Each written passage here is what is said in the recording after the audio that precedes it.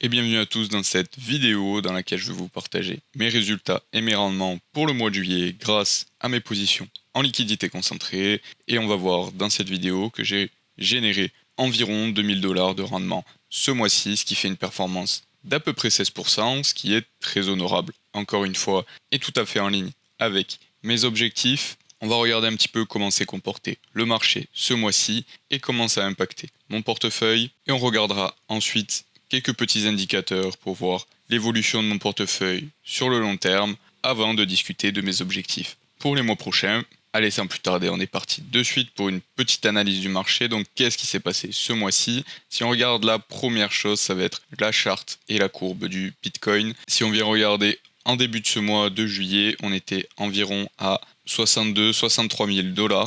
Et dès le début du mois, on a eu une chute libre pour aller jusqu'à 55-56 000 $ sur le Bitcoin. Et là, forcément, tout le marché a suivi. On peut voir que cette chute du Bitcoin, c'était une chute d'à peu près 11%, ce qui n'est pas énorme, mais bien entendu, il y a eu beaucoup d'altcoins qui ont chuté bien plus que ça. On a vu des moins 50% sur certaines de mes positions, donc ça, forcément, ça a eu un fort impact sur les performances, et surtout, ça a eu un fort impact sur les performances dans le sens où, en liquidité concentrée, quand nous sortons de nos fourchettes, nous ne gagnons plus de rendement. Et donc, qu'est-ce qui se passe dans ce cas-là? Vous avez deux choix qui se présentent à vous. Soit vous réajustez vos fourchettes de prix afin de commencer de nouveau à générer des rendements et à collecter des frais. Mais dans ce cas-là, vous allez verrouiller de la perte impermanente. Soit vous attendez patiemment que ça remonte, car là on peut voir que ça a remonté, mais pour remonter à un niveau équivalent, ou en tout cas un petit peu en dessous, pour retourner dans vos fourchettes et de nouveau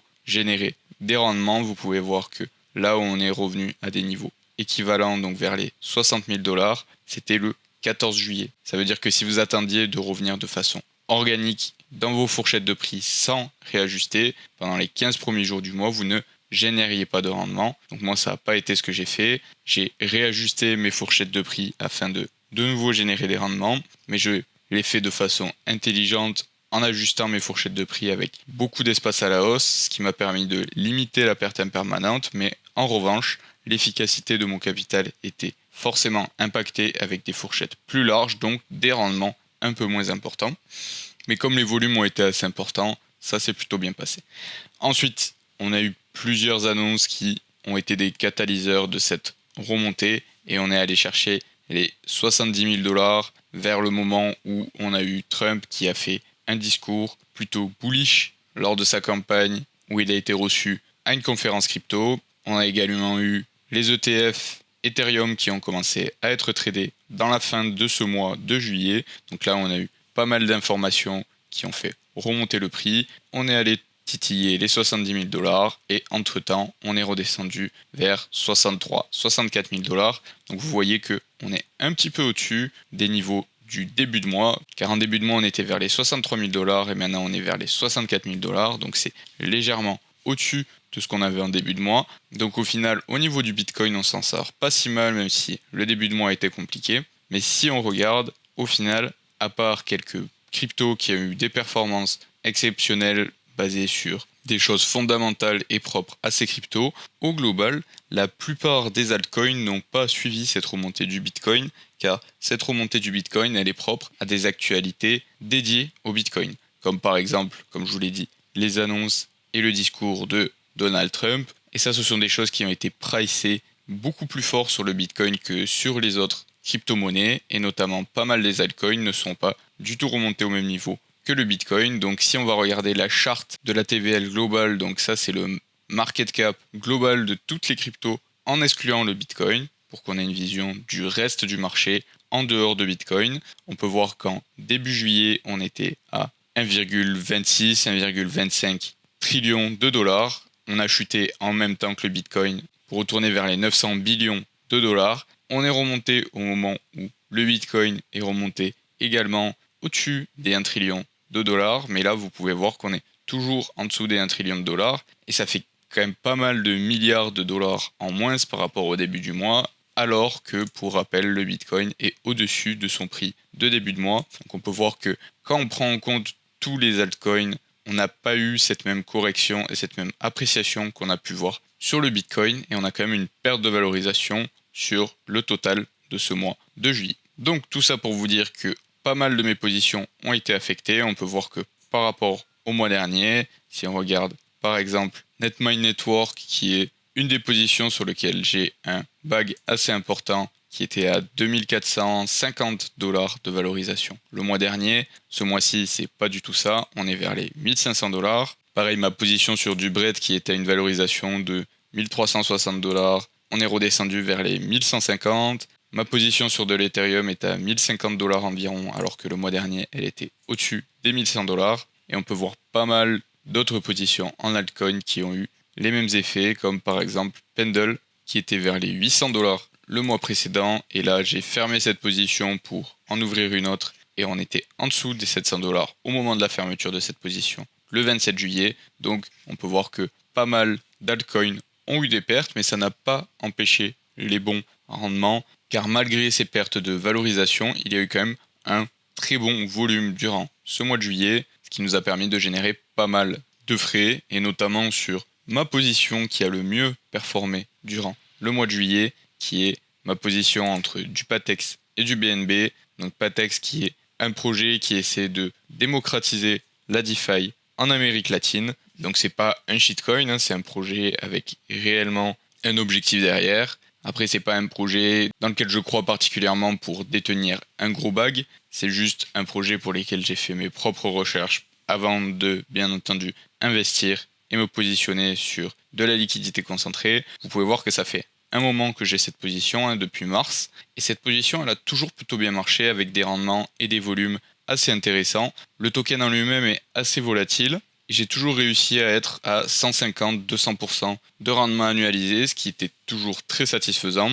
Et là, ce mois-ci, je ne sais pas ce qui s'est passé, il y a eu un volume extraordinaire. J'étais à plus de 1,4% de rendement par jour, ce qui fait un rendement annualisé de plus de 500%. Et sur ma position qui a oscillé ce mois-ci entre 1000 et 1400 $, car il y a eu beaucoup de volatilité, on peut voir que j'ai généré plus de 600 $ de rendement, donc des rendements absolument incroyables. Autres paires qui ont eu de bonnes performances, comme d'habitude, on retrouve NMT avec plus de 160% d'APR, ce qui fait 200 $ pour la somme investie. Vélo à plus de 190% d'APR, donc la valorisation a baissé tout comme NMT, mais les rendements ont été quand même assez intéressants.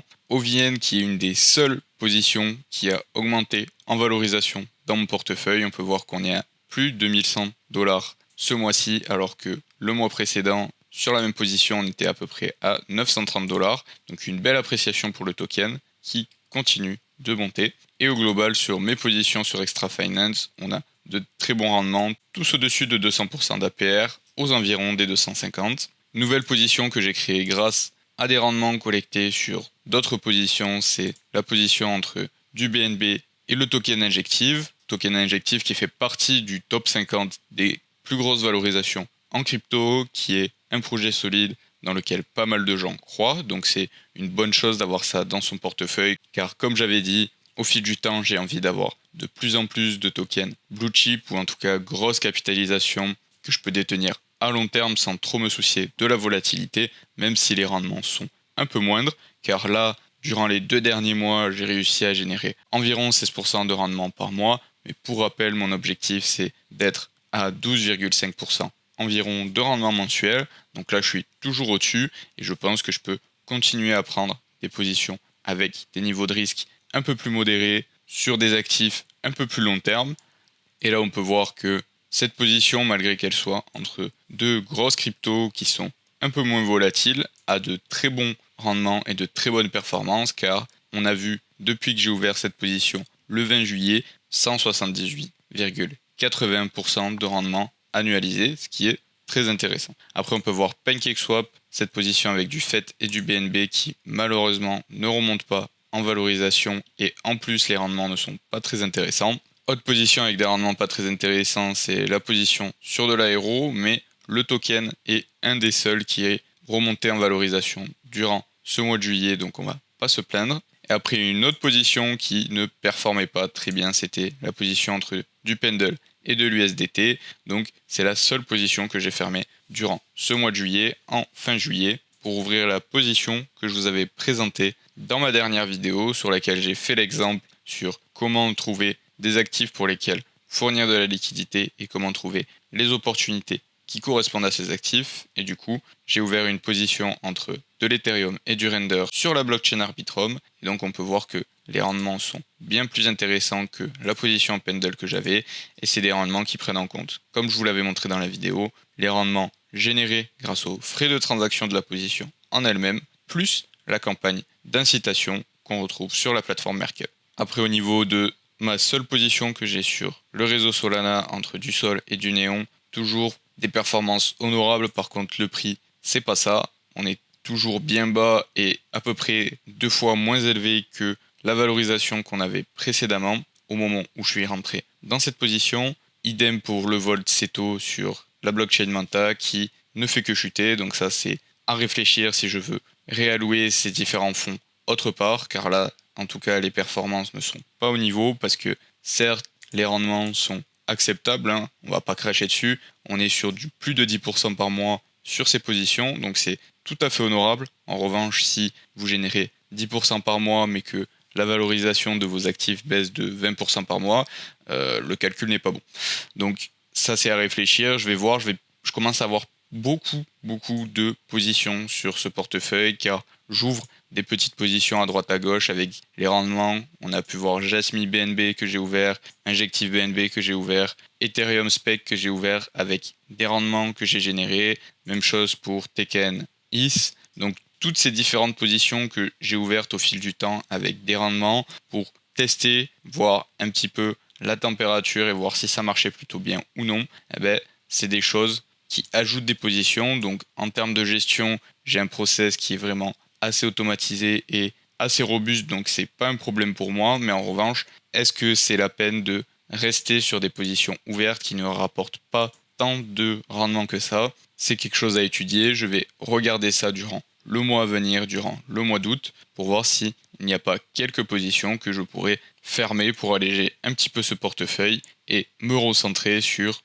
les positions qui rapportent le plus pour les actifs dans lesquels je crois le plus. Donc une fois que tout ça c'est dit, qu'est-ce qui s'est passé au niveau des statistiques du portefeuille? Donc on peut voir que la valeur par rapport au début du mois, elle a pas trop bougé au final, hein. Quand on fait le global, il y a quasiment pas eu de mouvement. On a 17$ de différence entre la valeur de fin de mois de juin et cette valeur qu'on a en fin de mois de juillet. Les rendements journaliers sont environ de 0,5% par jour, soit pour le montant qu'on a dans le portefeuille, 64,57$ de rendement journalier, ce qui n'est pas trop mal. Ça pourrait être mieux, mais ça n'est pas trop mal encore. On a des rendements juste en dessous de 2000$ avec des rendements mensuels juste au-dessus de 16%. Donc si on projette ça sur des rendements annualisés, ça nous fait 192,70% d'APR. On peut voir sur les rendements de mois en mois, on est à peu près sur le même niveau que le mois précédent avec une légère baisse. Au niveau de la répartition sur les différents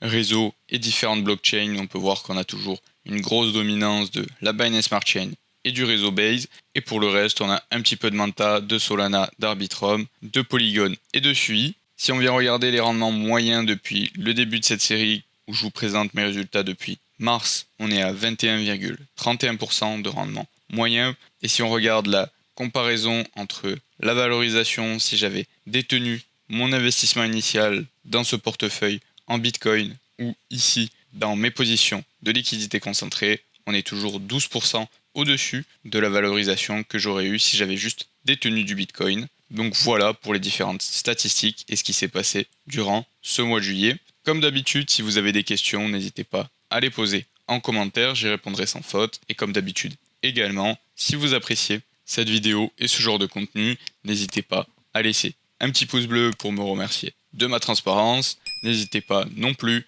à vous abonner pour ne pas rater les nouvelles vidéos qui sortent sur cette chaîne chaque semaine. Je vous laisse aller regarder ma dernière vidéo où je vous explique de A à Z comment sélectionner correctement les actifs pour fournir de la liquidité, trouver des opportunités avec ces actifs et fournir la liquidité et générer des revenus passifs grâce à la finance décentralisée et à la liquidité concentrée si jamais vous ne l'avez pas vu. Et sur ce, je vous dis à la prochaine.